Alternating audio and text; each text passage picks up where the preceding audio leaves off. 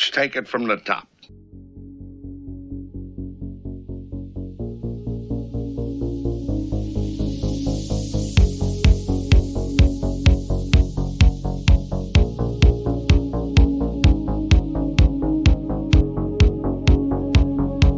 This is the Lowdown Sports Show. Give me the lowdown. With Drew.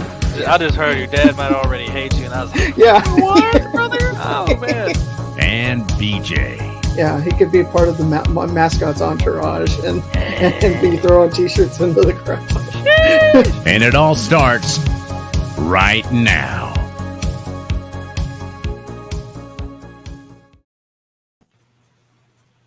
All right, welcome into another episode of the Lowdown Sports Show. I'm your host, Drew. I'm BJ. And we're here to get the lowdown on all things basketball. Episode 2 here in Season 4. We're here for some more action for you guys, talking some basketball as we always do.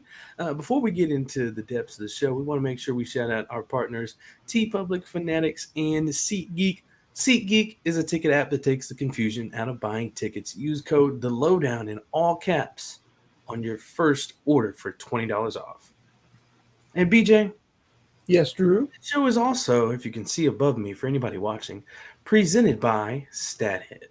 That's right, Drew. And today's stat of the episode for our second episode of Season 4, well, we'll be talking about this gentleman here in just a few minutes because he's been in the news for, well, a big reason this week and really, creating all the headlines around the league. But Damian Lillard, last season, he scored that 71-point game. I believe that was not just a new career high, but it was the most that anybody besides Donovan Mitchell scored around the league last season when he scored 71 against the Rockets. He did that back on February the 26th.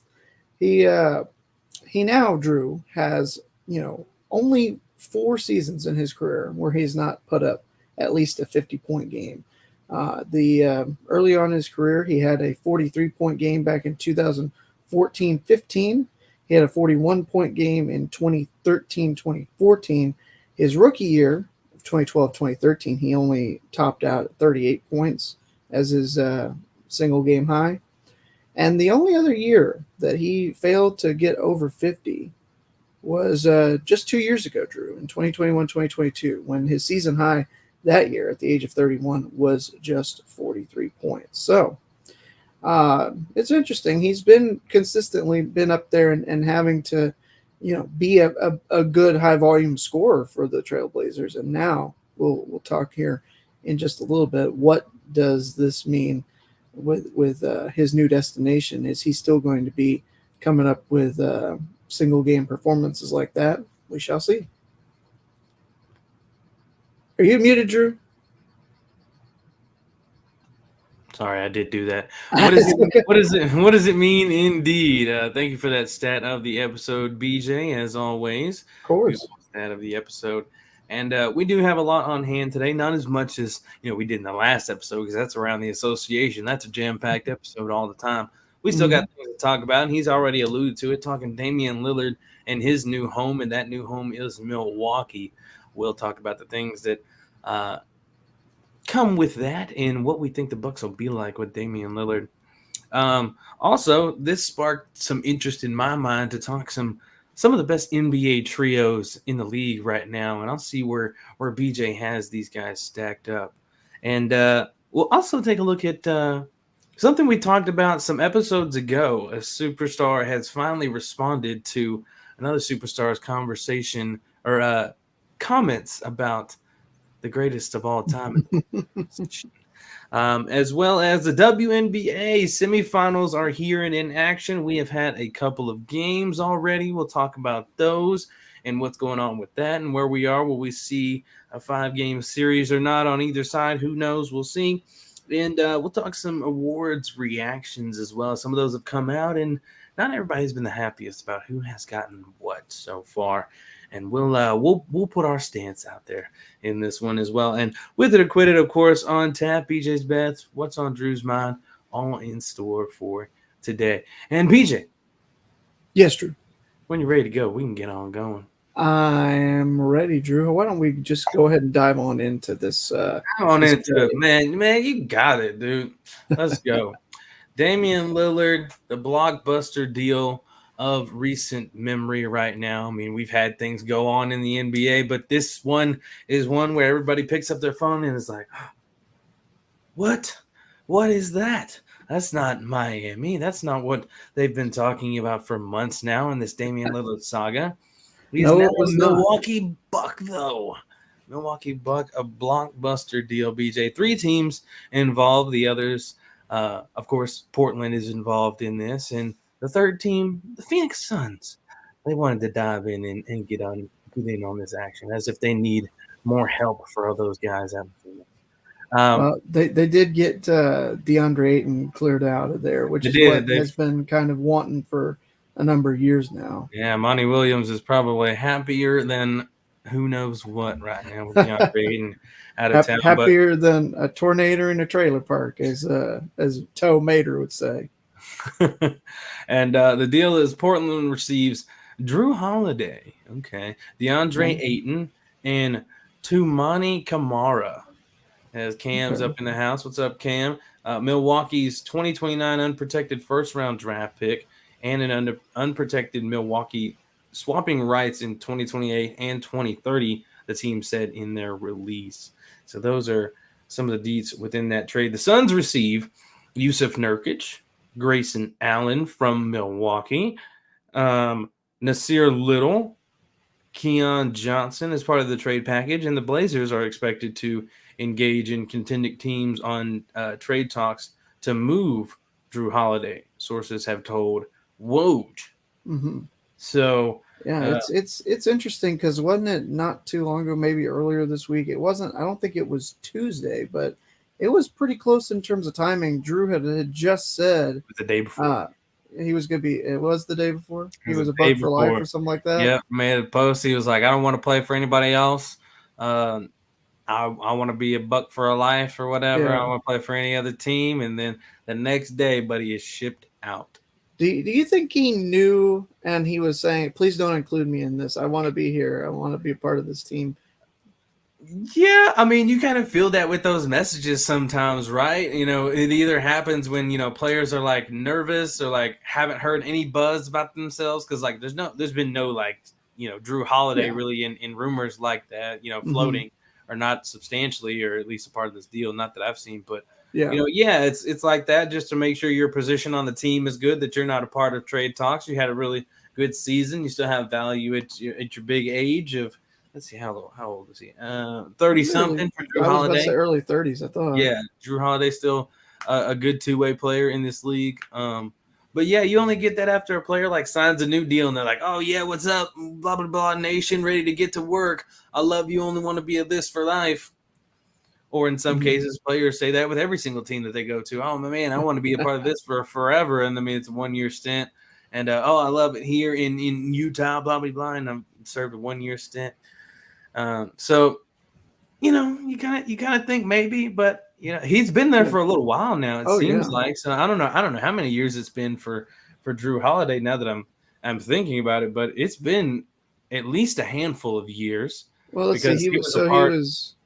He was part of the championship team. I think he was there in their 62 win season. I believe it was in 1920. I think he was there by then. It says he was there for 3 years. He started off with the Sixers for 4, then he was with New Orleans for all 7 of those years until 2020, and then he came to Milwaukee for that title run and until so it was the 1920 season was his first season. Yeah, it says 2020 to 2023. Okay, so he had 4 years in Milwaukee then. Okay. This was that or it was 2020 2021 season. I'm not sure. Okay. Either way. Oh wait, yeah, because they won the championship at 21. Yeah. Lakers won it in 20. Yeah.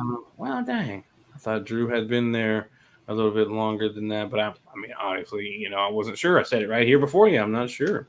Yeah. But and he's 33 now, Drew. Believe it or not. 33. Yeah. I mean, 13 years in the league. Yeah, this was going on his It was going to be his 4th season in Milwaukee. Yeah, he came right at the year that they won it all. Okay. Cool. Might have been what gave them that extra Oh, yeah. edge to get them over the hump that Yeah, year. you need a guy like that at the guard position. I mean, especially going into the playoffs to get you over the hump like they did. And as soon as they added him, he was the extra piece that they needed. But anyway, he's got a new home now. Ayton's got a new home. The Bucks look a little bit different, and they're the main topic of discussion here. And Damian Lillard, big time player, big time scorer. You mentioned it in the stat of the episode, and it sparked a new question that I'll try and save for another time as far as digging in deep to it. Hopefully, I remember it. Write it down now. It's just like, do you think Lillard or Steph will finish with more career points at the end of their career? That's a good question. It is a good question because Lillard started off hotter, scoring a lot more. And, I mean, of course, Steph's had deeper playoff runs, had finals and all that stuff. But, Lillard still scores a lot as well. So, don't know where that will stay healthy. I'd say Lillard. Yeah, we'll see. But he's going to be a key piece for Mr. Giannis Antetokounmpo. Yes, and you got to think when they lose a guy like Drew Holiday, you got to be getting a guy like Damian Lillard back in return because that'll upset a superstar. And Giannis, who was like, man, if you're not trying to get some pieces around here for me to, try and win again, then I'm not about this re-signing stuff. Yeah. And they were like, okay, bet. Ship out Drew Holiday, some other folks, make a deal happen. Boom, boom, boom. Damian. Well, and it really drew when we were talking about the rumors for Damian Lillard.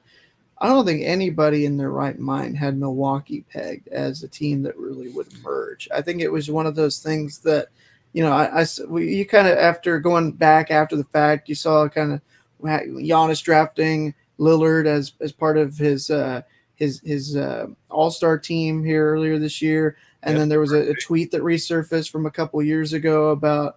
If they got old Mike Budenholzer out there, would he want to play with Giannis in Milwaukee? And he said no, or something like that. It's interesting. Like, you see these that come out now that it's happened, but in their right mind, Drew, did anybody have this as a possibility when, all we'd heard about was, he wants to go to Miami. He wants to be traded. He wants to be traded specifically to Miami, but there was really no urgency. There was no real desire to negotiate on Portland's part to send him there. Well, I mean, it does make sense that Milwaukee swooped in with the way Giannis was, saying the things that he was, and Lillard trying to come out east, whether it was to Miami or whoever. But I mean, he's still looking east direction. It's like, we got a nice guy that's enticing to play with as well. Let's tap in about that and see what we can do and get another team on the phone as well. But yeah, I mean, the bit of the talk was, everywhere else in the different places. Toronto was on the conversation as well. Miami and who else was that other one? I posted a meme about earlier today. Goodness, what was it? Philly? Was it Philly? Oh no! Sorry, it was Blazers. It was a meme. It had Miami, Raptors, and Blazers, and the Bucks coming in. Everything out of there. Gotcha. But yeah, I mean, they did kind of pop up everywhere, but it makes sense when you sit back and think about it. And the way like you said, Giannis picked Lillard in the All-Star game, first pick overall, and I don't know if you heard the audio behind it, like we thought that would be Drew, and then all of a sudden he's a part of this trade. It's not who Giannis picked as the number one pick, but with this acquisition, it definitely makes the Bucks a big threat once again. Going into last season, they were favorited to be winners of the championship last year, and obviously never expected to lose in their first round like they ended up doing. Best record in the East, right, and things like that. So you add Damian Lillard to this. His jersey is already on the shelves. The hype is real in Milwaukee already. They're already the favorites to win the title now, within 24 hours of the deal happening. It's like plus 375 for the Bucks to win it all as the favorites so far in Caesar Sportsbook. And things are it's shifted. And if you take a look, I made a tweet on our page about the Bucks, their record in the last 5 seasons. And I'll just go ahead and pose this to you. I don't think you have you posted from your own account in response to this question, But it was about what do you think the record's going to be for the Bucks? Their record over the last 5 seasons. Last year was 58-24. Year before, 51-31. The year they won the championship, 46-26. Oddly enough, Yeah, shorter season because of COVID. And year before that, 56-17. And then in 2019-2020, 60 games, or 60-22, 60-win season. So with Lillard now, they get a record of what in 72 games? Well, that's the thing is that, I mean, in terms of what it does for their win total, they're playing at that same level. I don't know if you're really going to see that huge of an improvement in the overall record. And that's not a bad thing, Drew. That doesn't mean that they're not going to be a championship contender come the end of the playoffs. But I think that if you're asking when you're already over 50, 55 plus, you got to 60 without Damian Lillard back a couple of years ago, and you were, gosh darn near 60 last year without him. Right. The peak, the ceiling is not going to get that much higher. And it's just, it's just a fact. I'm not saying that they couldn't talent-wise alone be, 65 and whatever, 65-13 or however the math equates there. I'm sure it's probably like 65-17 or something. Math wasn't my strong suit in college, obviously, but I'm not saying that's not possible. But if you're asking me what their record's going to be, I don't think it's that much better than what we've seen here in the past couple of years, just because even with the talent alone, you're still factoring in depth, injury concerns. They're still a really good team, but it may not show up as they might have a worse record at the end of the regular season than they do this year. It's going to be interesting to see how different they look. There's not going to be as much of the lockdown defense with Drew Holiday back there in the backcourt as we've seen here the past couple of years for the Bucks. It's going to be more of they're getting in. Both teams are going to be shooting the lights out of the gymnasium is what we're really going to be seeing. A lot of higher scoring, offensive shootout, slugfest type games. And so that may end up, costing them a couple of games from last year to this year, but that doesn't mean that they can't go out there and win a title. Pick a record. All right. So you said 58-24 was their record last year. Mm-hmm. I'll go 55-27. I think three down. 3 less wins with Damian Lillard added to that. And that's the thing, Drew, is that it sounds bad when you say that, but that's not to say that Damian Lillard coming to your team is gonna lose you 3 games every time out or something like that. That's to say that he's responsible for -3 wins or something like that. It seems ludicrous to say. I mean, I don't think that's the case at all. Right. No, it's not crazy. I mean, you have that when you conjure up the trade machines and plus or minus a few games and things like that. I mean, it's going to happen. But I mean, as we talked about, this Bucks team has been up and down with its wins. It hasn't seen this close to 60 wins since its last season. All the way back in the what was that, the 18-19 season or 19-20? Yeah, 19-20. When they got 60 games. So who knows? I mean, in the East is really good. So I mean, they've got a good side over there where it's going to be a battle. I mean, that's why it's kind of fluctuated for Milwaukee. And I mean, Chris Middleton, you hope he has a fully healthy season, and that can help contribute to the record. And it might be a little better than what your prediction is. But I mean, 55 wins is still 55 wins. I mean, that's still a really good team that's probably contending for something again. Probably the top overall seed. It'll come down to likely them or Boston in terms of who would be up there as the team. And then once you get into the playoffs, it's all about matchups. And I mean, it's going to be tough. Lillard got to the West Finals a couple of years ago before they lost to the Warriors. I think that was when the Warriors were winning 3 out of the 4 championships there. Mm-hmm. And I don't think he's been any closer than that. It'll be interesting to see what they can do here in his first year, see if they can get him over the edge and help him get a championship ring. And with Lillard joining into Milwaukee, it piqued my interest. Like, okay, Damian Lillard coming in there. They haven't had a whole lot of great point guards in their tenure as a franchise, but we do know some of the greats. So we know one that comes off the top of our head. Who are you thinking of? I thought Jason Kidd, but I was like, no, he didn't play. He wasn't. He was the coach. Yeah. Why am I drawing a blank on his name? I can see him, shorter dude. Big O. Okay. Big O. I was hoping it would go faster than that. But the Big O, yes, that is one of the names that you'll be thinking of in terms of point guards and Milwaukee Bucks. I tried to look a little bit deeper into it. I mean, there's a big little list here. I'll just give you some names of some players that you probably didn't know were guards for the Milwaukee Bucks. Played for them at least one season, half season, wore the jersey and played some games. Mike Dunleavy Sr. I think I do remember him over there now. 4 seasons in Milwaukee. Yeah. Matthew Dellavedova. Wow. 17 and 18. Yeah. Brandon Knight. Yeah, I remember Brandon Knight. 14 and 15. Right? John Lucas. Yeah, OJ did play there, but he's not on the list. Yeah, I mean, I know he was more shooting guard than point guard. Mo Williams. Let's see. George Hill. George Hill. Luke Ridnour. That may have been who I was thinking of. Was Luke Ridnour? Name we hadn't heard in a while. Yeah. Earl Boykins. Eric Bledsoe. That's a name I remember for sure. Oh, E-Bled. Okay.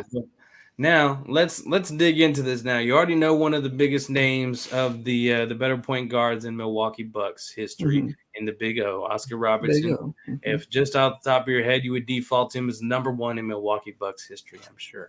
Either him or Giannis at this. Those are the two right now. No, point guards, not players. Yeah. We're talking point guards. Okay. So now we know the greatness of Damian Lillard and what he's done in this league so far. I mean, no championships, but perennial all-star and all that. He's on the 75. I was about to say both he and Big O are part of the NBA 75. Where does he rank amongst the great Milwaukee Buck point guards? And here's the current top 3 for the Bucks. And where does Lillard fit into this crew here? Okay. So Big O in the number 1 spot, of course. Second, Sam Cassell from Milwaukee. Sam Cassell had some of his best years in his prime in Milwaukee. 19 points a game, 4 rebounds, 7 assists in 5 seasons. And also Sidney Moncrief, another player for the Bucks. Yeah. Played from 79 to 89. Had not thought about Player of the Year, 5-time All-Defensive Team. He had himself, where is his point? 16.7 points a game on 50% shooting, 5 rebounds, 3.9 assists. Where does Damian Lillard stack up in this immediate list of the greats for the Milwaukee Bucks? Well, before he even takes a single step out onto the court as a Milwaukee Buck, I think he's third and possibly really close to 2. I mean, I don't, in terms of what he's done in his career alone, he's number 2, but he hasn't done a single thing for the Bucks yet.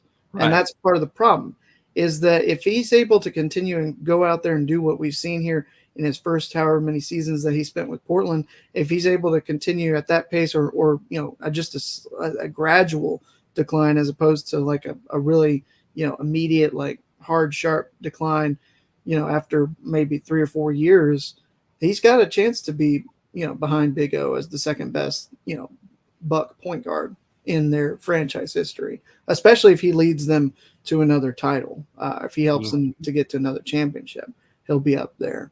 So the question is going to be, Drew, when he gets to be, retired in the Hall of Fame, is he going to be more remembered for what he did in Portland or what he's going to do in Milwaukee? And I think that's really, going to be exciting to see what's going to happen with that. Is he going to be able to do enough to get past that level? He's already probably the greatest Blazer of all time. Mm-hmm. I think so. I think that's pretty fair to say. Yeah, I don't know who else it would be. I mean, he passed Clyde in all the records. Yeah. I mean, he'd been past Brandon Roy. Yeah. Who else do you think of in Trailblazers lore? Not many. Greg Oden. Nah. I'm LaMarcus sorry. Aldridge was up there for a while as far as Yeah. scoring. Lillard passed him too. I mean, he's the all-time leader in most things for. I mean, not rebounding, but most things for in the guard category for that. Oh yeah, and there's a shout out to Moncrief right there in the chat. Yeah, One of the best defensive guards ever. Thank you for bringing that up, Cam. And here's another part of the toss-in to help Sidney Moncrief's case. He was, to date, I take that back because this article was in 2021 and Marcus Smart has since won this. So let me add to this. To date, he is one of only 5 guards to have won this award. Alvin Robertson, Michael Jordan, Gary Payton, and Marcus Smart being the other 4. Yeah. It's going to be tough. But that's the thing is that Lillard, as good as he can be defensively, he's not known for his defense. Like more like what Drew Holiday could do. Right. So skill alone, I agree with you. It puts him in there at about 2. If you want to be like, oh well, Sidney Moncrief was a defensive player of the year and all this, and Sam Cassell did this here. Well, okay. I mean, let's top just 5 say, at worst. Yeah, let's just say you put him in 4, below all those 3. And he hadn't even taken a dribble with the Bucks yet, and he's already top 5. Right. One title rivals him for the number 1 spot immediately. Yeah. One championship rivals him for that number 1 spot immediately. So him and Giannis got a very good chance to making it happen. And let's see really quick, BJ, where you think this new NBA trio of Giannis Antetokounmpo, Damian Lillard, and Chris Middleton ranks amongst the NBA's trios right now. Okay. I mean, it's up there. It's got to be up there. Right. I'm taking a look at a list from Bleacher Report that was actually made a little over a month ago. So it's actually pretty recent. So surprisingly enough, we've got an accurate list. So at the time, Giannis, Chris, and Drew were honorable mentions on this list. I'm sure Damian Lillard catapults them definitely into this top 5. So let's just make sure they're ahead of all these other teams in your mind as trio. Okay. Donovan Mitchell, Darius Garland, Evan Mobley of Cleveland. I like them, but not as much as Giannis and Lillard and Middleton. Joel Embiid, James Harden, Tyrese Maxey in Philly. Better, especially because I trust them more in the playoffs. Okay, and those were all honorable mentions, so it's definitely in the top 5. Okay, let's see where they fit in this top 5, BJ. Okay. The number 5 spot. CJ McCollum, Brandon Ingram, Zion Williamson. New Orleans Pelicans, big 3. Better than them. Okay. They are within it, and they kicked them out of the top 5. In the 4 spot, LeBron James, Anthony Davis, and Austin Reeves? ? Or is it Rui Hachimura, or is it D'Angelo? This list says Austin Reeves. Yeah, so it's got to be Austin Reeves, and Bucks are better.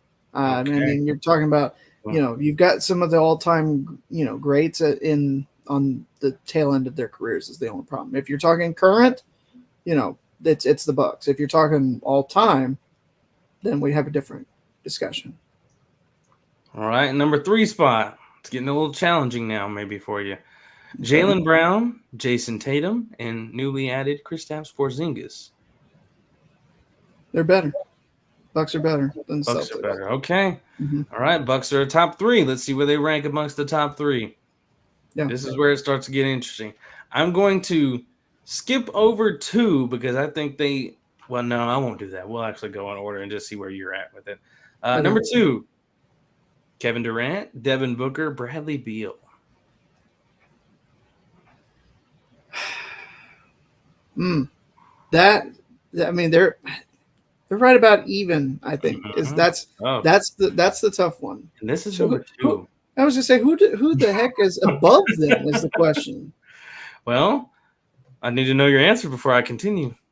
All right. Well, let's go with the Bucks trio just to play. Just so you can see. Yes, exactly. I was gonna keep going anyway, but number 1, the reigning champs, Nikola Jokic, Jamal Murray, and Aaron Gordon. Ooh, that's if I don't know who ranked this. Bleach Report. Okay, Bleacher Report. So I think if we're looking at it honestly, you go Bucks 1. Ooh, Bucks. This is now the best trio in the NBA. I think so. You go Bucks 1. Okay. You've got Bucks 1, Suns 2, and Nuggets ever so slightly. Ooh, defending champs. That trio is there. Okay. I know. Okay, I know. And I'm not trying to slight them. It's 3 really good trios, Drew. But at the end of the day, I mean, you look at the talent alone, and I just don't know how you can't place them up there. And like I said, it's a bit of a stalemate. I could have gone either way and put the Suns just ahead.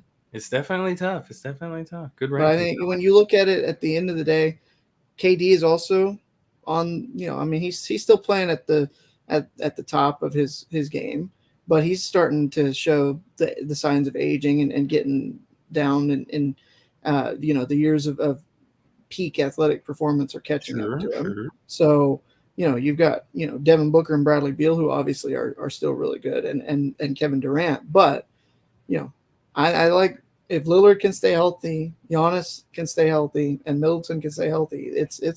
They're the top. I think they're the best trio. Okay, there we go. You heard it right there. New best trio in the NBA. Just very like possible. that. Very possible. Boom.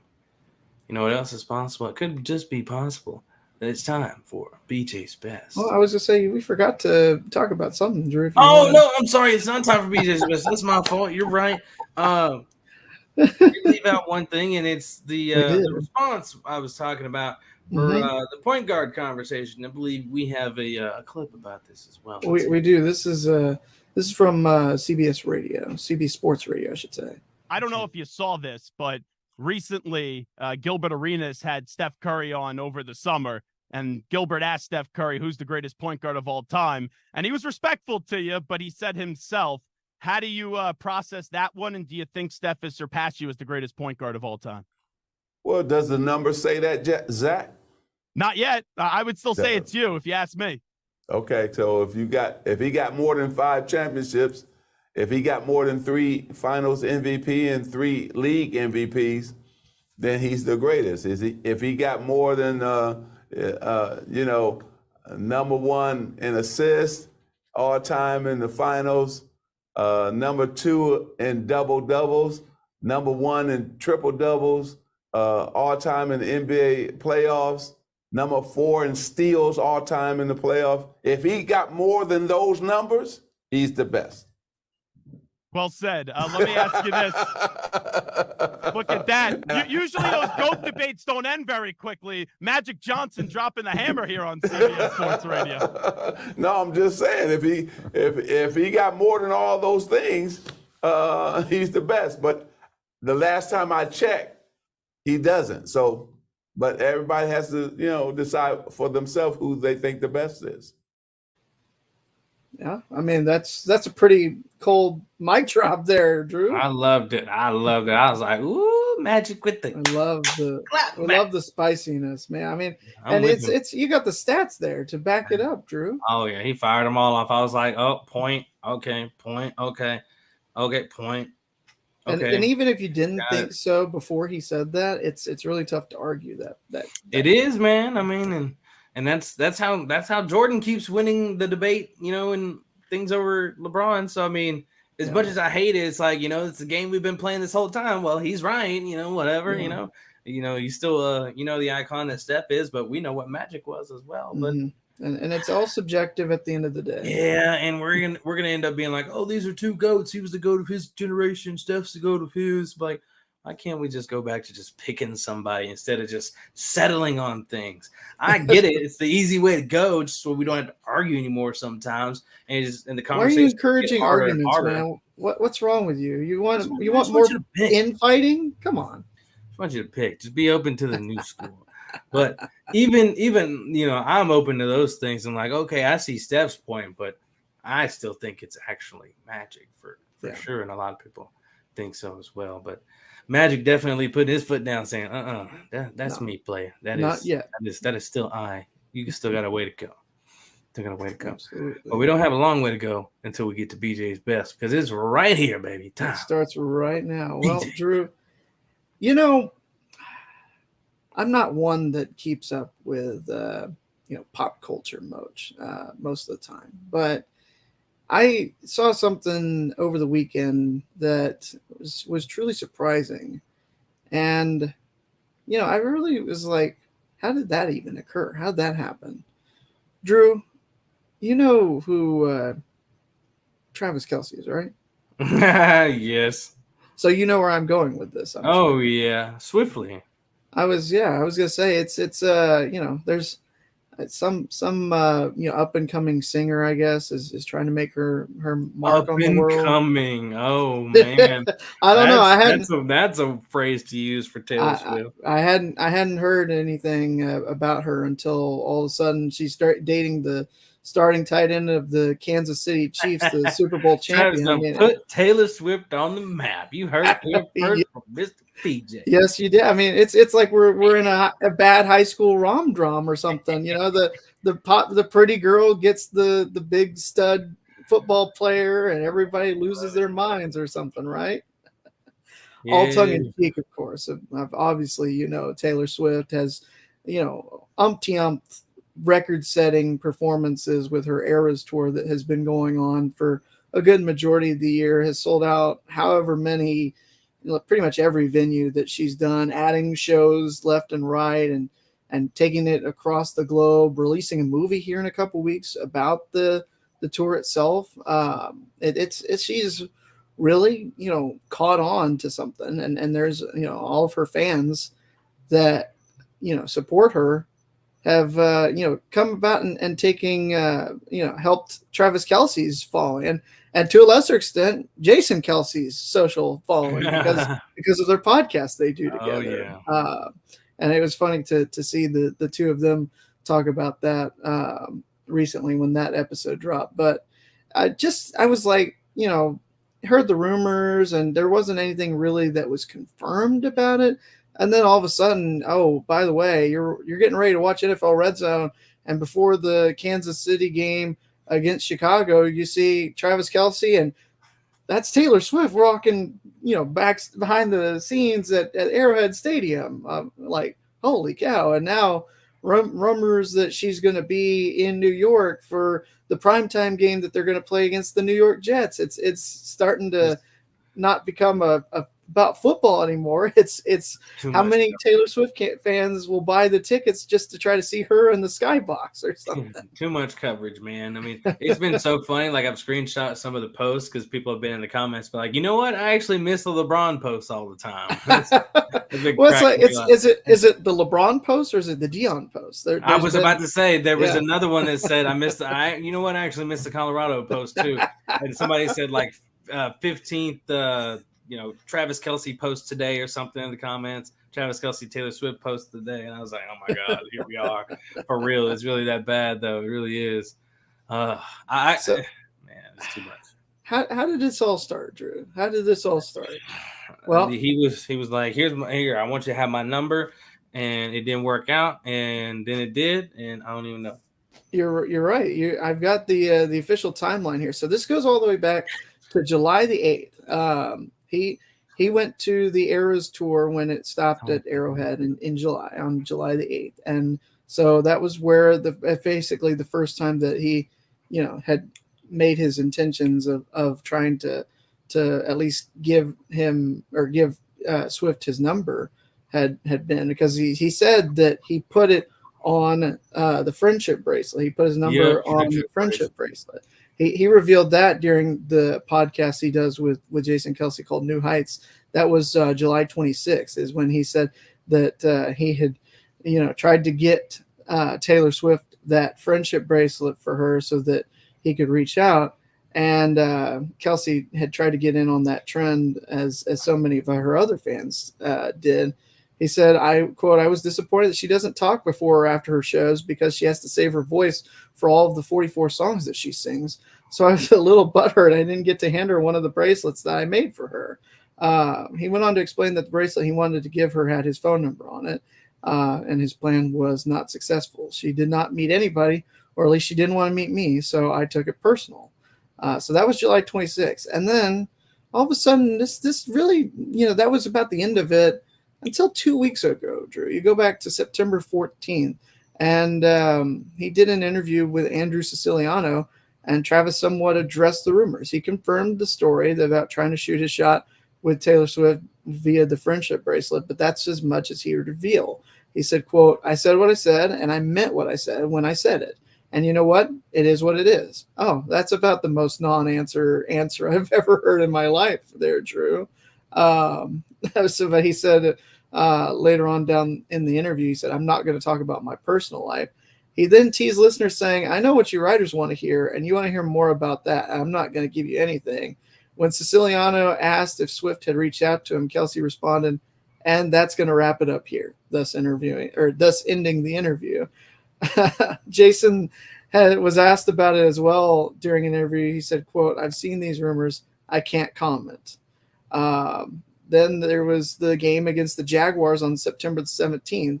Ian Eagle slipped in a few Taylor Swift lyric references as he called a play from Kelsey. Kelsey finds a blank space for the score.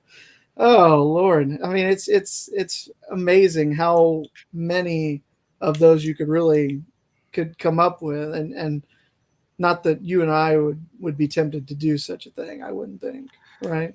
No, and, man, I've always felt like they were promoting something this whole time. Well, not the whole time, but after a little while, after it became like a constant, like everyday post thing, like, okay, all right, what are we promoting here? We've already seen Kelsey's, jersey sales go through the roof, 400% increase. And, I'm sure Swifties are buying up the tickets or whatever. Mm-hmm. But like, I don't know. I can't wait till it's over. So well, I did like one thing that they did would put the camera on Jason Kelsey and DeAndre Swift when they played in one of their recent games. I think it was Thursday Night Football last week. Yeah. Something. So yeah. And that might be the better Kelsey Swift pairing, according to the memes online, of course. I mean, the Swift is helping out my fantasy team, so I believe it. I believe it. So then it goes all the way back. So a week ago, when we started season 4 off, Kelsey joined Pat McAfee's show where he revealed that he had invited Taylor Swift to watch him play. Said, quote, "I threw the ball in her court. I told her, I said, I've seen you rock the stage in Arrowhead.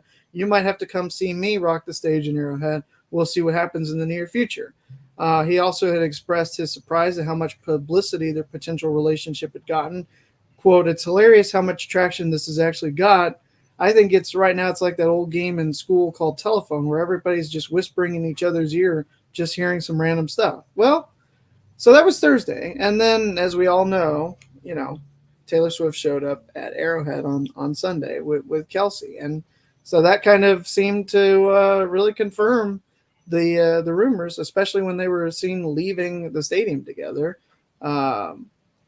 So it's been something, Drew. It really has been kind of all of a sudden, just emerged by storm almost. And, after seeing the two connected, how many followers he gained on his socials, how many, Kelsey's jersey sales went to number one in the NFL because Swiftie fans bought them all up. It's truly been something really interesting to see how this has caught on, what's the future, and even some conspiracy theories, Drew. I don't know if you saw there was a TikTok. I don't have the TikTok, but I saw a TikTok that was talking about, like, what is Taylor Swift's ultimate goal here, her end goal, because she's an Eagles fan, and she's going to break his heart like the week of the Super Bowl because she's going to be performing the halftime show after she ghosted him, even though she's supposed to be in Japan. So it's really crazy. But the final thing I wanted to say is I saw this morning. I don't know if you'd had a chance to see this just yet, but I found this pretty funny. Taylor, if you're listening, sorry, Travis, break up with him. I got a bunch of good-looking single guys that play for the Dallas Mavericks. Oh my God. I got you. So Mark Cuban is now advocating for Taylor Swift to join the media circus known as the Dallas Mavericks. No, I actually did see this earlier. Okay. I was, if you couldn't tell, I had a Stephen A reaction as well. So Yeah, I did too. I laughed because it's ludicrous, but I mean, Mark Cuban trying to keep his team in the news cycle.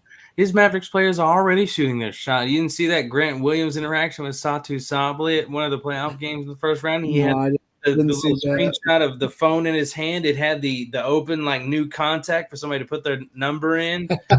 So his players are already trying to shoot their shot. He doesn't. So they don't help them. They're trying. I was just say, yeah, they got game, Mark. You got to let them do what they're going to do. Taylor, if you're looking for a Maverick, Grant Williams is single. It's one of those Mavericks he was referring to. Said Luka's not. Don't be trying to get with Luka. Stay away from our Luka. I don't think Kyrie's available either. Leave him alone. I was just saying, I don't know. That's a good question on whether Kyrie's available or not. But that is BJ's best, Drew, and I hope the Swifties don't come after me. I didn't mean, if I said anything negative, it was not intended to be anything negative about Taylor Swift or any of her fan base. Man, I don't know about you, but I'm feeling 22. Okay, I'm not really. I feel my age, Drew, all the time. Yeah, Sam. Yeah, especially nowadays. We're taking naps before the show just to make sure we get everything. Oh, all right. Okay, easy there. All right, we got to. How else are we going to get ready and get amped up? Time to shift leg gear. So he wants to come after me. I want you guys to come after merchandise. I could have been talking about me too, man. No, you weren't. I want you guys to come after merchandise though and shop with our partners at TeePublic and Fanatics. At TeePublic, boy, oh boy, wouldn't you know it? It is sale time at TeePublic. You don't often get this, and the time is running out, but you've got a weekend's worth to get in on it. 35% off site-wide, $16 t-shirts, and more. You don't want to miss the sale. Take advantage of it. Doesn't happen too often, actually, nowadays. It'll ramp up in the holiday season, but take advantage now while it's here for the weekend. Get over there and get your closets filled with some clothes to keep you warm this fall. Check out our selection of long sleeves, crew necks, and hoodies at TeePublic, and toss one in the cart today. You'll help keep warm and look good in that new gear. Go to the link in the description and get to shopping right now. That's right, Drew. And if you're looking for some new gear as we get closer and closer to the, we got the end of the Major League Baseball regular season this weekend. The playoffs are going to start next week, and that's a perfect time to say MVP and get yourself some Ronald Acuna Jr. gear. If you're a fan of the Atlanta Braves, the best record in baseball in the National League, or maybe you're looking for some new merch from the NFL, you can find all of that and more over at our friends at Fanatics. We got a link in the description. You can take up to 65% off site-wide right now by using the promo code LEAVES. That is good. Is that, again, the code is LEAVES at checkout for 65% off, up to 65% off site-wide. That's good through the end of this week. Before the weekend, you will be able to take advantage of that all throughout. See what you want to, try to find for yourself as we get further into the fall. And also don't forget about becoming a Fanatics MVP. You'll be able to get weekly deals just exclusive to you because you are a Fanatics MVP. It's more ways to save with fan cash, and it's available at fanatics.com, where you find officially licensed everything. And now, Drew, as we do every week, it's time to find out what is on Drew's mind. All right, BJ, on Drew's mind this week, we have got the Dallas Mavericks. Pretty simple. But they've been practicing a little bit recently, getting ready for, as my cap is, it was sideways for that video. I shouldn't have taken it off. I had it centered. Now I'm really going to be trying to find our center here. Good enough. Okay. Our Dallas Mavericks done some practicing recently. I've seen some video. There's been some interviews, some press conferences happening for some Mavericks players, and I'm ready, man. You ready for the season? We got a season in less than a month now. We're gonna have games be going on. That's training camp starts next week, right? Yeah, things are ramping up real fast. I mean, October will be here in a few days. I mean, just a day or two after this podcast drops, we'll be in October. And as we record on a Thursday, of course, on Sunday. Man, BJ. It's hard to believe. It is, and it's hard to believe that we're coming into this new season with 2 All-NBA players. Yeah, and not even to say what we were just talking about a moment ago during BJ's Best, but getting Grant Williams in as well. I mean, that's that you got two, NBA superstars in Kyrie and Luka, and then Grant Williams is a phenomenal complementary piece to have on this team. I think this is, you talked about some of the best trios earlier in the show, and no love for Kyrie, Luka, and Grant Williams in there in that potential top 5. Yeah, no, I don't know if I would try and throw one of those in there, but I mean, I guess you could put them in there, but I don't know that they'd be above. I mean, we got a strong 1-2, but the 3 is Grant Williams he's all right, but as far as like the third wheel out of all the combos that we mentioned earlier, he is definitely in last place behind Austin Reeves, as well. But no shade to Grant Williams. Sorry, it seems like shade though. Dallas Mavericks going on. So the interviews and press conferences has been happening, and Kyrie Irving, if I can speak, spoke to the media and let them know that the Mavs, they were number 1 on his list this year to come back. Started with my agent, Shatalia, also my stepmother, family-run business, so she has my best interest at heart. It wasn't too difficult of a process. Had Dallas as number 1 on my list. Obviously, I looked elsewhere at salary cap opportunities where I could fit in with other guys around the league, but just wasn't much space. And me being 31 now, I had to have a different vantage point. And I felt like I could not just settle here, but be happy to come back here and be welcomed back with a warm embrace. So I took everything into account. I took my time a few days before free agency just to be with my family, gauge how they felt about being in Dallas alongside me, and everybody was excited. Even when I got traded here mid-season, a lot of my family was excited, and they were just looking forward to me having a peace of mind just on the court and off the court. I had already dealt with enough past season or the past 2 seasons, so they knew that I just wanted a lot of that off my back, off my shoulders, of feeling like, I had to be Superman or I had to be perfect. I just wanted to be myself, and then going on, the last few years, just figuring myself out. So I think this is the best place to do it, continue to mature and grow as a man. You heard it from Mr. Kyrie there. I hope it really works out, man. I hope this is the place that, he could finish his career at. I mean, it's definitely something that will entice our superstar Luka Doncic to stay around. I mean, with a guy of this caliber and Kyrie Irving, and how many times last season Luka was talking about, he's never seen somebody who plays like Kyrie does, and the way he can do things with the ball, the way he does. So, I mean, this is a dynamic duo that can be a real threat for years to come. And I just wanted to get some Kyrie conversation out there. He did a lot of media talking recently.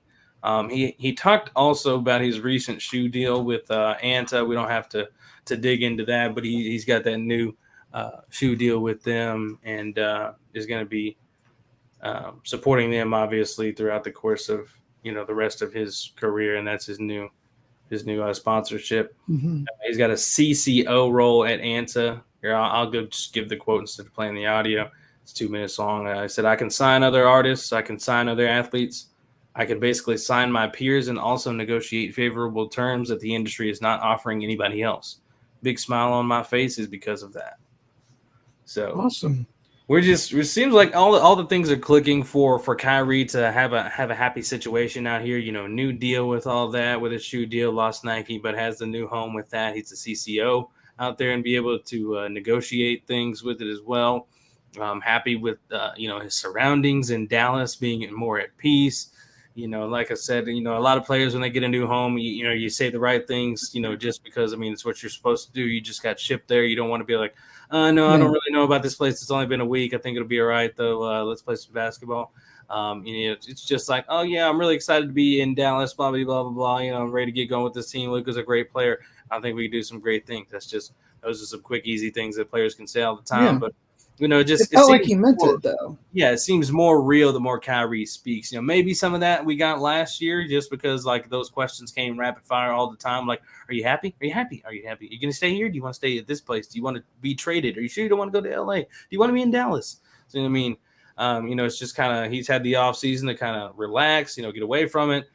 be at peace with himself, and everything's just kind of slowed down and seems a lot better for him. So that's something that we need, because we need to get back to ourselves as a team and get back to the position we were headed towards in that conference finals when we faced the Warriors a couple of years. And again, it's just like what we were talking about with the Bucks, is that you've got two really great offensive players, but what seemed to be the issue last year for Dallas after the trade was made is that they just didn't have a whole lot of defensive depth.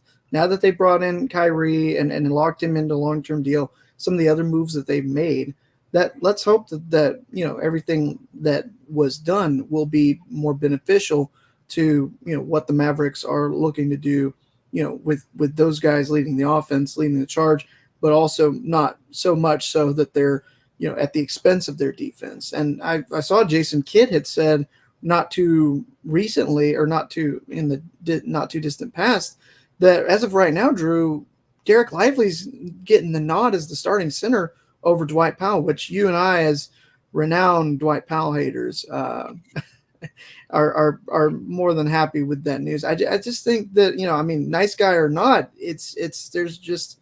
there's not a whole lot that can be done to improve his game. And, he could be a great teammate, but he can be a great teammate with some more minutes on the bench. Yeah. He can sit there and do the Jason Garrett clap for us over there. But just one more quick quote about Kyrie. Another thing he said, which I was surprised that he said this. He said, quote, "I wish I would have gotten drafted by Dallas initially. Obviously, they weren't in that position at the time." Mm-hmm. Okay. That's interesting. He likes this place enough to say, "Man, I actually wish I got drafted here." Like, that's a big statement, considering the multiple stops that he's been in. He's been in Brooklyn, been in Boston, been in Cleveland. So he's seen various homes and what that's like everywhere else.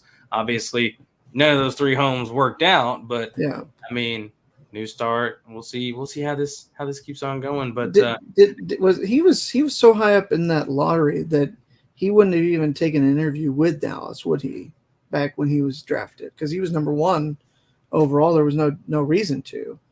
I don't even know what pick we would have had at that point. Even though we won the championship. It would have been like the last few years of Dirk. So we would have been like probably lower lottery, or maybe like just outside the lottery when we were, a fringe playoff team, not really good enough to win. If he was just slightly less talented, or maybe played half of the little bit of games that he played at Duke, maybe he would have dropped further down for us to get him that year. But maybe that really had no chance that year. If he would have stayed at Duke one more year and been a class of 2012, then that team that did not have a great follow-up season for the Mavericks would have had a chance at him, maybe. But that one that just won the championship, nope. Yeah.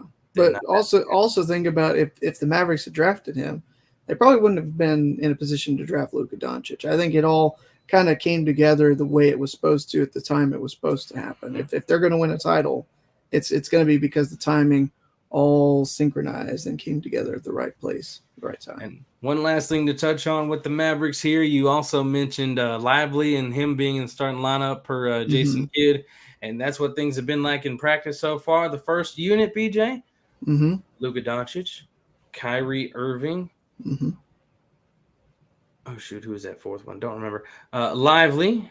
God, Grant. Fourth person. Yes, Grant. There we go. Grant was the other one, and then Max Prosper. The other 2 rookies in the starting lineup for the Mavs coming into this season. Couldn't tell you the last time that's happened for us, but that just speaks to trying to get some more defense out there. Max's size, you want to be able to put him with that unit. If he can work with Luka early, that is something that can be good throughout the course of a season. And Lively, you want to get him going anyway, and they have enough confidence, I guess, to get him going right off the bat and start him. Hopefully he won't be a deer in the headlights out there, but should be good if things all work together. They're starting early. You get your full season with Kyrie Irving. I think things are going to mesh pretty well. And another quote from Kyrie to toss in here. Quote, "We're both killers on the court. Everybody knows it," in response, talking about him and Luka Doncic being able to flourish together. So, absolutely. To go back to about the 2 starting rookies, and obviously DSJ was a year before Luka, but that's about what you're comparing with the second-year DSJ and rookie Luka in your starting lineup would be about the only other time that, in recent memory at least, that I could think for Dallas. You probably have to go back to Dirk and Finley if they were at the same time, maybe. I'm not sure. But there you go. That's what's on Drew's mind here today. The Dallas Mavericks, them starting practice in the upcoming season. Oh, and one last thing actually to throw in about the Mavs. BJ, we've had some success since the championship with 50-win seasons. And so the last 50-win season for the Mavericks, BJ, 21-22. What did we do in that season? We went to the conference finals. Mm-hmm. But before that, it had been a while, all the way back to the 14-15 season. Not too much of a special season, so it's one of those that doesn't harken back to what I'm trying to get to here. But go back a little further. And the time before that, BJ? Championship season, 57 wins. So when we win 50-plus games within the last 12 years, which has only been 2 times aside from that championship year, we get to the conference finals at least in the last 3 times that we've had 50-plus win seasons. So I was just saying, 57. We just need to win 50 games, BJ. Just need to win 50 little old games. What's wrong with that? Is it that simple, Drew? That's all it takes, man. But because let's say that 2011 team that won 57 games, that was only good enough for third that year. That's what's truly mind-boggling about how good the West was that year. The Mavericks had 57 wins and they were third in the conference. Yep. And that might be something you run into again this year. I mean, that's what it's kind of like on both sides are kind of stacked up here. So if we have that 50-win season, that could be, I mean, it may not be a top 2 seed, but there we go. But you're gonna get everybody's best is what you're going to have to do in any sort of facet. But I'm calling a 50-win season for the Mavericks right now.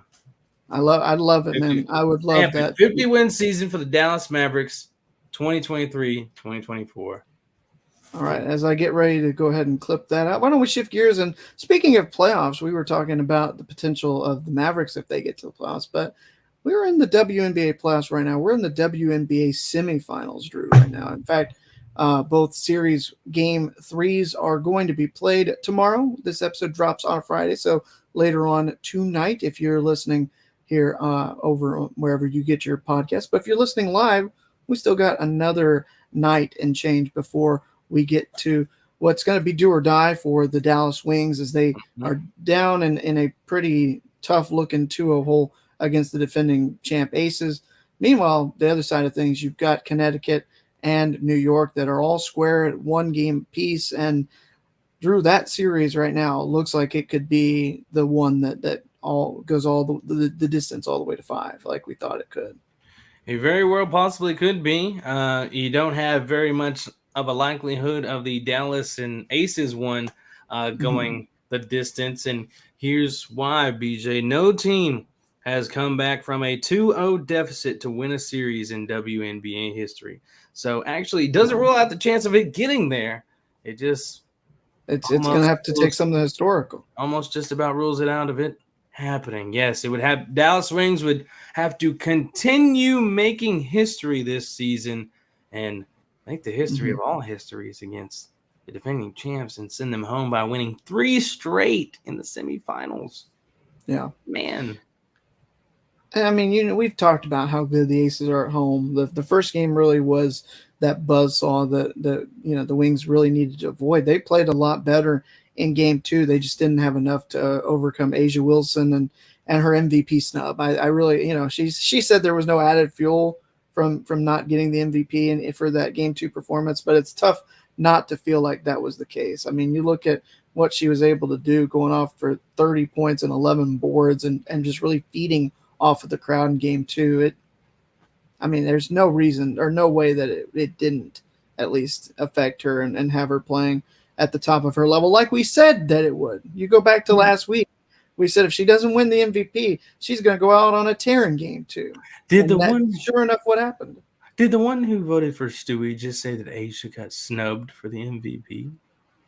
Well, that's what she thinks. That's what her fans think. Oh, okay. Okay. I did vote for Stewie. I did. I own that. Oh, this is what Asia thinks. Okay. Yeah. And the Aces. Gotcha. I was like, Yeah. Were you committed to that Stewie pick, or did you have Asia in your pocket secretly? No. Okay. I was committed to Stewie. Like I said, and I stand by it. Most of the time that you're out there with you got Stewie, you've got the best player on the court. There's only a handful of players that are in that same stratosphere, and Asia Wilson's one of them.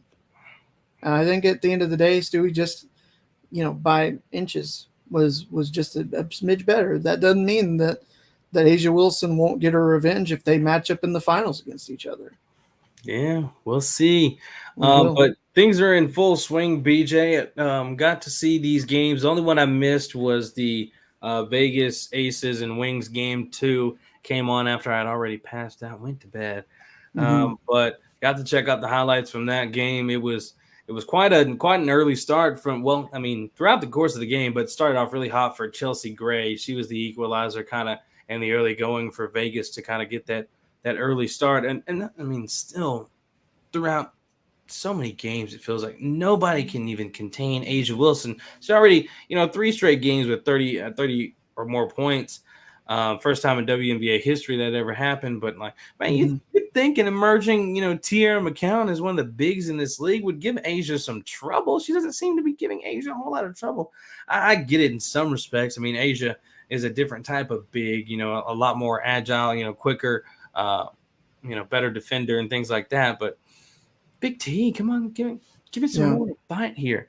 But they've definitely got a battle. Wings are getting it close. It's a tough environment in Vegas as well. Not only are the Aces are good at home. Yeah, it's just they have a phenomenal home crowd. And it's a rough environment if you're not clicking on all cylinders. And I don't think Satu has had the greatest playoffs against Vegas so far in these semifinals in terms of scoring so far. She hasn't shot well from the field. 16 points in game 1 in their 14-point loss. She was just 35% from the field. And in the 7-point loss in game 2, she was under 30% from the field. She hasn't been able to get a whole lot going, hasn't been the most improved player that we've seen. We saw in the first round and throughout the course of the season. She's been having some trouble out there. Not sure what's had her going awry and not really clicking like she has been throughout the course of the season. Some other players have been fine. Natasha has been playing well. Big T does all right. Enrique is playing well. But, they got to get Satu Sabali going to really put her in this mix. She's rebounding the ball, 6.5 a game and, getting the assists out there. But they need this. They need the scoring from her. Her scoring is down to back to what it was, in previous seasons in the regular season. They need what she's been amped up to this year. They need to get Satu Sabali going. They need to get that going. And the Wings, they've made some changes throughout the game 2 of what they wanted to do as far as how many minutes they're playing guards now. So they've swapped out Odyssey in the starting and it swapped her into the starting lineup for Crystal Dangerfield. And Crystal went from starting and playing a whole bunch of minutes throughout the playoffs so far to the second least off the bench in game 2. Did it lead to the ultimate, what came down to, a single-digit loss? Don't know. I do like Odyssey in the starting lineup, and, both of those point guards are not afraid to score the ball. I think Odyssey would attack it more maybe than Crystal, but, her awareness, her passing and getting I think it's so vital for Odyssey in the starting lineup so far for Dallas. I think it's going to help them, and why Coach T made the swap. She sees what it's going to help, as far as the veteran that's been there before to get some other players their shots and get things going early, because that's what it's going to take for Dallas. They got to win this first quarter. They've been able to keep up through, second and third, and then, fourth for the majority until, some things pull away at the very end or whatever. But the first quarter has been, it's the end all be all, I think, in this series for them. If the Wings can take the first quarter at home, I think it'll definitely help their momentum throughout the rest of the game. I can't remember how the first quarter went when I was there the last time back in July. But, right now it seems like what they need as far as getting good starts. In previous years, that's been a part of what the Wings haven't been able to do sometimes. Haven't had good starts, have a really good second quarter, have a terrible third quarter. And then by the time, it's like, okay, we need to pick it up again. It's too late and the game is already lost. But, they start off well against this team that's fired up the way that they are, an angry Asia out there. You got to, another thing, and I'm kind of babbling about this series at this point, but, you gotta, the people that aren't supposed to be beating you are beating the crap out of you in this series is Asia and Chelsea. make the others beat you. I mean, they're scoring too, but I mean, they're not the main equalizers of these losses. I mean, Asia's dominating every game, and then Chelsea, she's starting to get what she wants. If you see that again in game 3, be worried for Chelsea to be on like that. When the jumper is on, everything else just keeps on clicking for Chelsea Gray.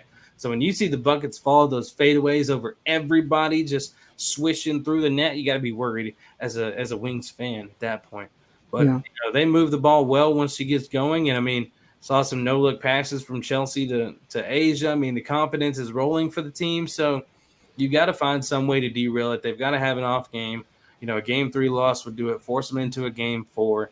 Just make things troublesome. At least put them on their heels a little bit. But that's what Dallas has got to do. I mean, they're in a rough spot, so they'll just have to see. Or we'll just have to see what they do in response to it. Yeah, absolutely. Go back to that game that you went to that Dallas did get the win at home. They were trailing after the first quarter. They were still down by, I believe, 6 going in the fourth quarter, and they finally had a really good fourth quarter. Held the Aces to 12 in the fourth quarter, and were able to get the free throws from Natasha Howard to win that game basically at the buzzer. So it's not something that they've had a whole lot of success in terms of winning the first quarter.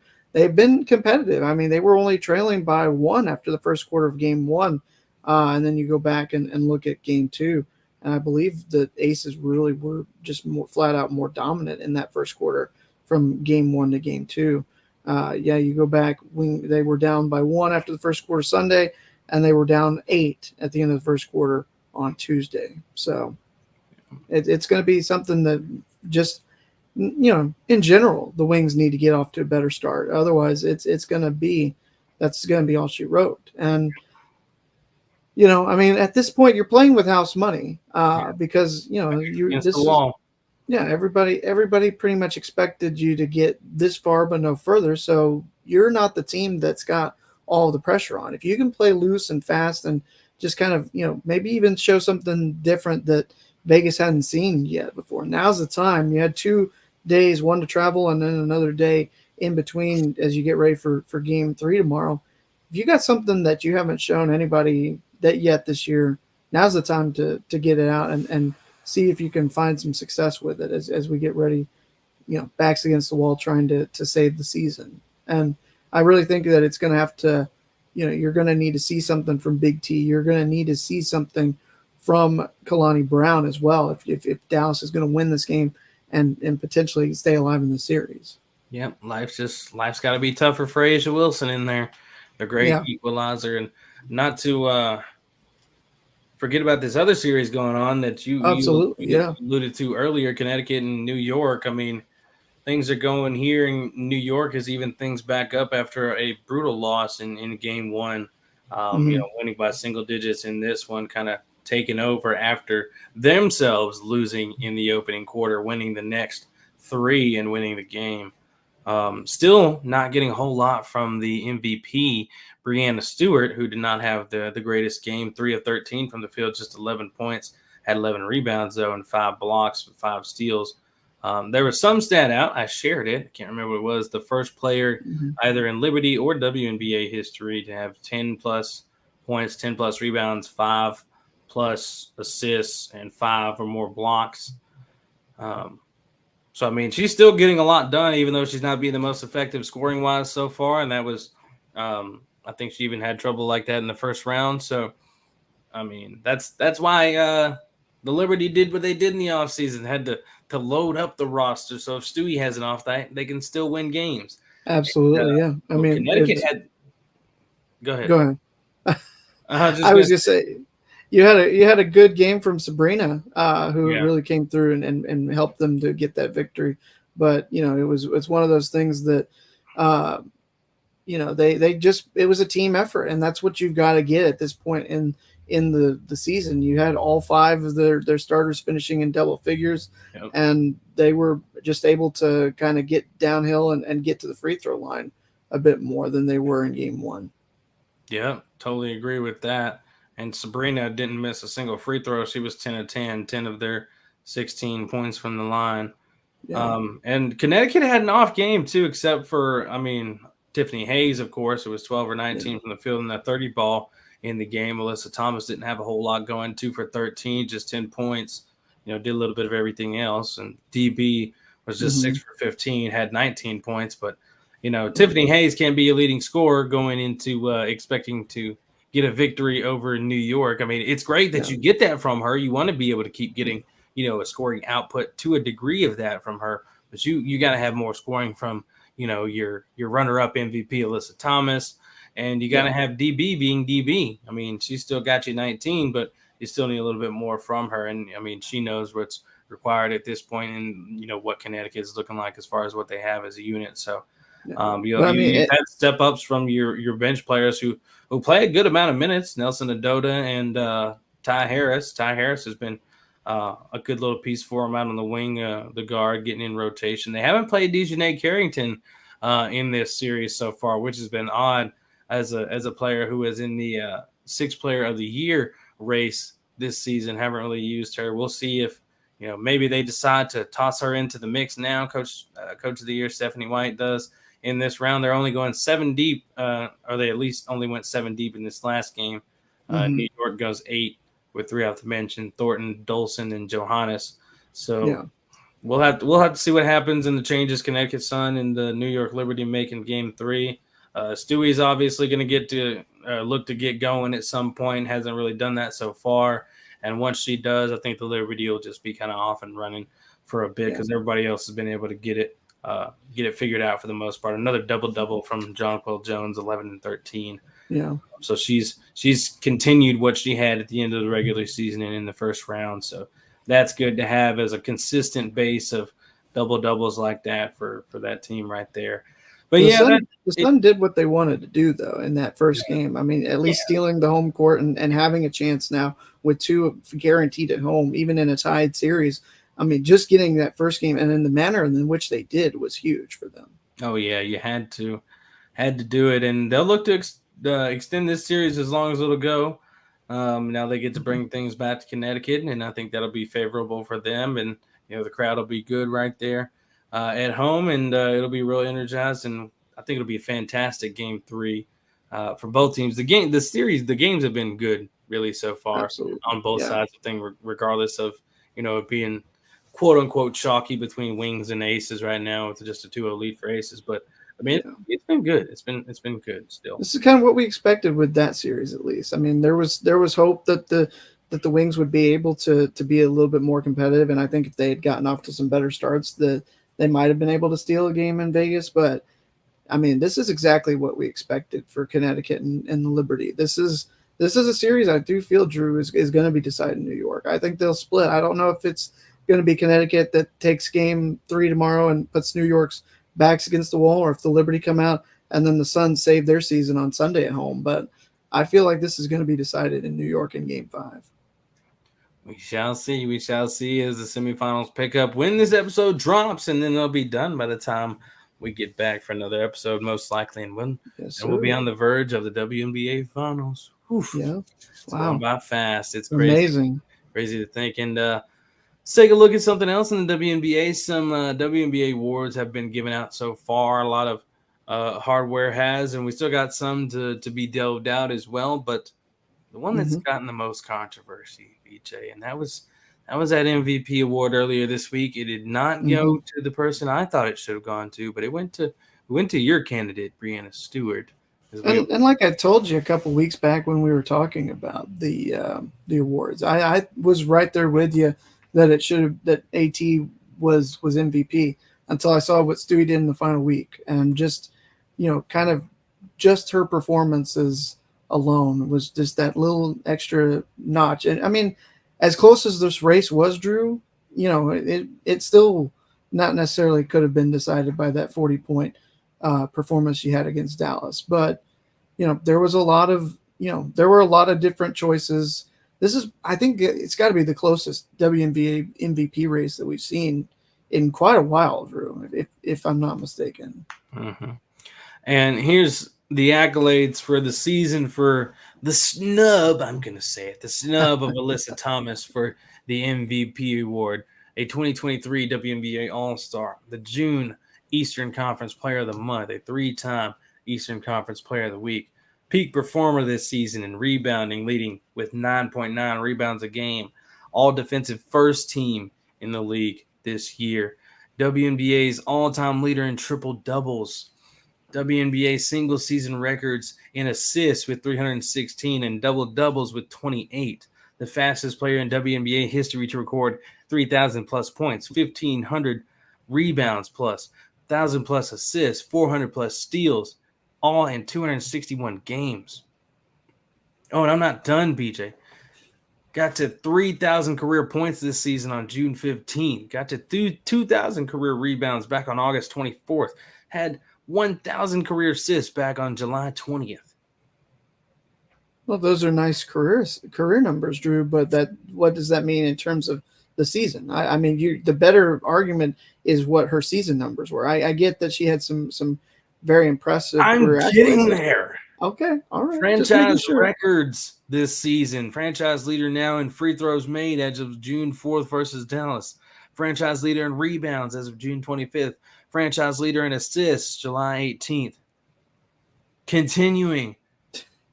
2023 individual games with 10-plus points, 10-plus rebounds, 5-plus assists, and 2-plus steals.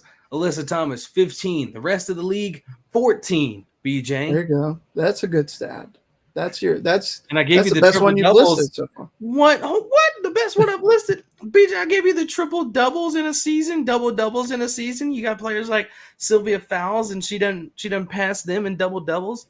Fastest player to all. I didn't say that wasn't impressive. I was saying that's the most impressive. Oh, you got high standards. Continuing on through here, the first in individual net rating. Oh, that's a whole lot of net rating stuff. Forget all the net rating blahs, but still the MVP got snubbed. It's whatever. Asia, she was my runner-up, frankly. No offense to your Breanna Stewart pick, but just appalling in some of the voting numbers that came out were the biggest, problem with things. Some of the things that we saw in the breakdown of the voting, they don't show who votes, but they show the numbers, how many votes for each place and things like that, just as the NBA does. Yeah, because they don't want you to be tweeting at the journalists or whoever that votes because they didn't vote a certain way. I wouldn't be afraid of it the past few years. I show my work. I do it. It doesn't even matter to me. But these ones recently, or at least this individual that voted Asia Wilson 4th in MVP voting this year, and had teammate Chelsea Gray in 3rd in this voting. Like, I don't know if I agree with that one. That might be a little far-fetched. Yeah, and there was a call out, and I won't play that video from Andrea Carter live on the during one of the games the other night.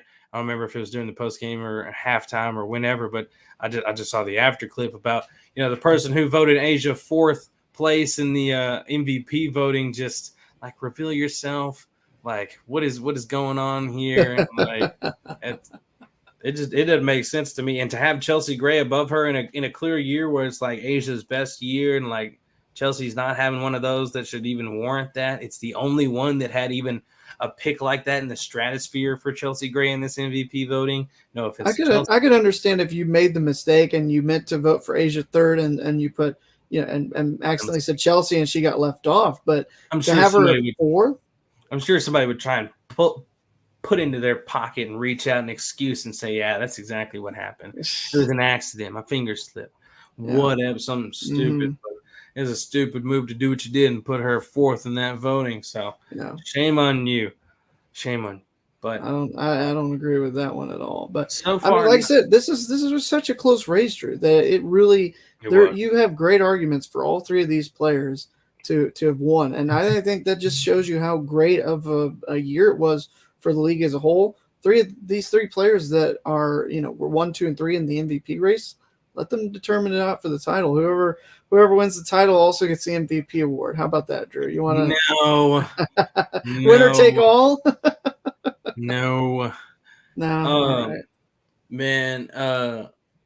But It won't mean squat. The MVP won't mean squat if you don't win the title, they say, right? Yeah. That's And- what that's the ultimate goal. And Alyssa Thomas had the lead in first place votes for MVP voting as well. Yeah. Did not come away with it. That's that sometimes somehow happens because just the way that the vote discrepancy lays out, Stewie gets, more second place votes than AT did because, you also had Asia Wilson coming in there, even though AT had more first place votes than Stewie did. I mean, I don't know. It's points. It's ridiculous. It really is. But it's just another. I can't say it any more than I have already said. It just was like you would not, unless you voted for Chelsea Gray over Asia Wilson, whatever you did 1 through 3, there was no wrong order this year. I think you can make an argument for any one of those top 3 to be number 1. Finger slip. Congratulations to Stewie, but it should have been Alyssa or Asia's. Anyway, as we round out this WNBA talks, my finger slipped a little bit early. It's now time for a little game called With It or Quit It, baby. Oh, man. That's right. For another edition of With It or Quit It. Once again here, ladies and gentlemen, no guests, so all the questions go to Mr. BJ because I still got the questions right now for this season so far until he gets the helm back next time. But I got it, and we're ready to get rocking, aren't we, Mr. BJ? You ready for these? We're ready, Drew. Let's do it. All right, let's get to it, man. With it or quit it question number 1. Mr. BJ, yes, on a bad day for you, no other alcoholic beverage is better to get a sip of than an ice cold beer. With it or quit it? Well, I try not to have too many of those bad days that would necessarily, require one of those. But, yeah, I mean, I drink. I think when I have to have one, it would be a beer more often than anything. I can shoot some straight whiskey and everything like that with the best of them. But, I mean, it's easier to go to the fridge and get a nice ice cold bottle and cold beer.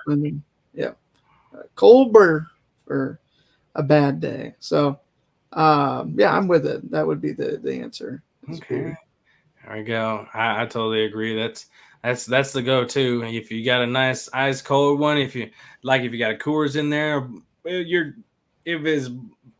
what is it? The mountains are blue. Yeah.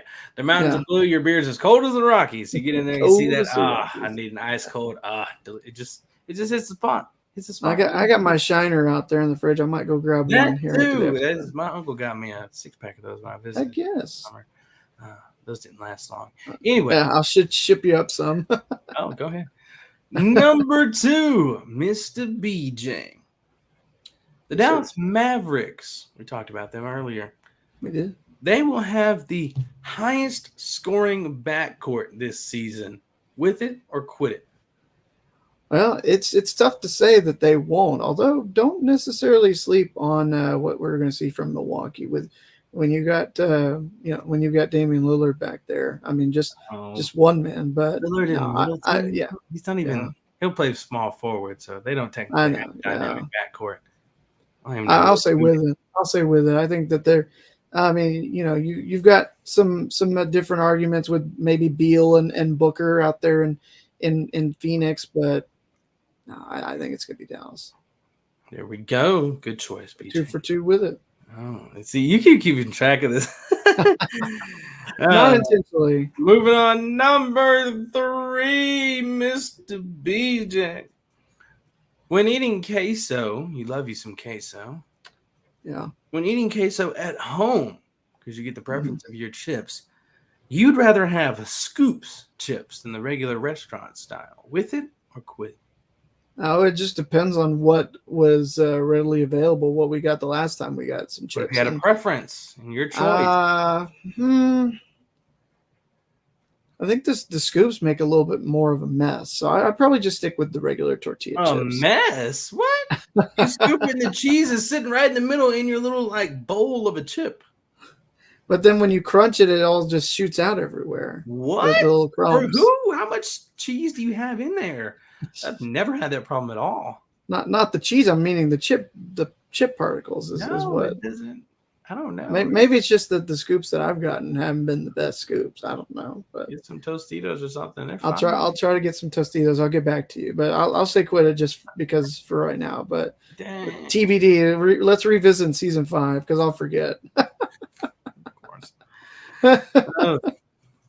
Moving on, number 4, Mr. BJ. You believe that your handwriting is better in print than it is in cursive. With it or quit it? Oh, my handwriting's terrible, whether it's in print or cursive. But yes, it's better if I write something out in print, I at least seemingly make it a little bit more legible. But if you're gonna get something from me, it's gonna be typed. So I'll say with it. Okay. All right. Well, that was quick and easy. Number 5 in the last one. And with it or quit it today, BJ, Anthony Davis. We mentioned that name earlier today, just briefly. Didn't get into it, but you believe that Anthony Davis will play 60-plus games this season. With it or quit it? The last time Anthony Davis played 60 or more games was the 2019-2020 season when he played 62 in the Lakers.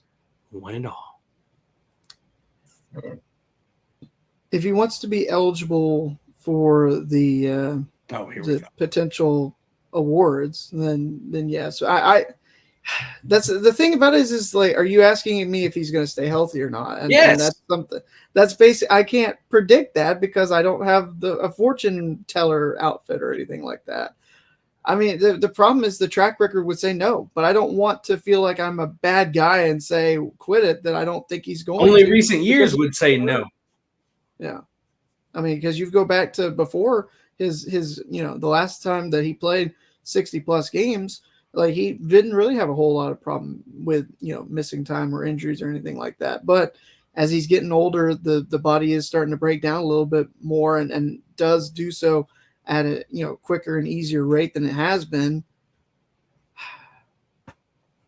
I'm gonna say quit it. Hope I'm wrong. I'm wrong because it's better. It's better for the Lakers. It's better for him if he can stay healthy. I just gotta see it first. All right. He says quit it, and that's the end of With It or Quit It. That's the end of the show as well, Drew. It is, BJ. Make sure you guys find us wherever you get your podcast. Make sure you rate and review the show as well. Hit those 5 stars for us over on Apple and Spotify. Got a new episode coming again next week, of course. Same time, same place. You can find us here over on YouTube, Twitch, and Twitter for the live episode. And make sure you follow us. And for some reason, I just can't put this in the intro anymore. I always forget to throw this in. Follow us on social medias as well, all at _Lowdown. That's THA_Lowdown on all the social medias except for Twitch. Actually, somebody took our underscore, so there's no underscore. But everywhere else, we're on YouTube, TikTok, Instagram, Facebook, and X. That sounds weird to say, but we're on all those platforms. Make sure you go give us a follow and rate and review that podcast, as we mentioned. And BJ, you got anything to add? I don't, Drew. I think we did a pretty good show with everything we had to get to today, and we hope that you will be back with us next week to talk some more of everything there is to talk basketball as we get closer and closer to the WNBA championship, Drew. Yes, indeed. Well, you heard it from BJ, and that's going to be it for another edition of the Lowdown Sports Show.